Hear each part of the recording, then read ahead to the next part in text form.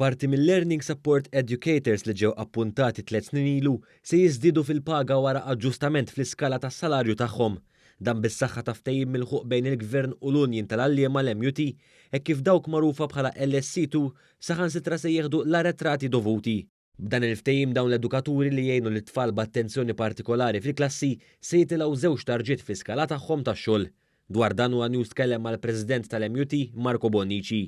Dawk li daħlu wara l-2019 kienu qabżu is-salarju ta' dawk li huma fl-2017 u l-2018. Ġifieri kien hemm anomalija li dawk li ġew appuntati qabel kienu żvantaġġati viżavi is-salarju, l-iskala tas-salarju. Issa dik ġiġa aġġustata, ħadd ma tkun backdated anke mill-2017 jew l-2018 skont il-każ tal-imod li inti issa erġena ġibna l-komparabilità bejn il-gradi rispettivi. Dawn il-lessis li anke daħlu wara l-2017 ukoll se jibbenefikaw minn żieda fis-salarju tagħhom.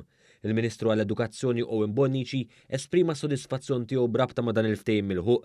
Għalli bekk gwadanja wkoll l-istudent li se jkun jista' jibqa' jirċievi l-aqwa edukazzjoni fil-vjaġġ edukattiv tiegħu. Minħabba s-sitwazzjoni li r-riżultat kienu qed jiġu imċaħda minn struzzjoni adattata għalihom għaliex hawnhekk qed nitkellmu fuq programmi edukattivi li jsiru skont il-ħtiġijiet ta' kull student u studenta, u allura nitkellmu dwar studenti vulnerabbli u din issa ġiet riżolta u allura dawn l-istudenti se jgawdu minn servizzi edukattivi tajbin ħafna għal ġid tagħhom infushom.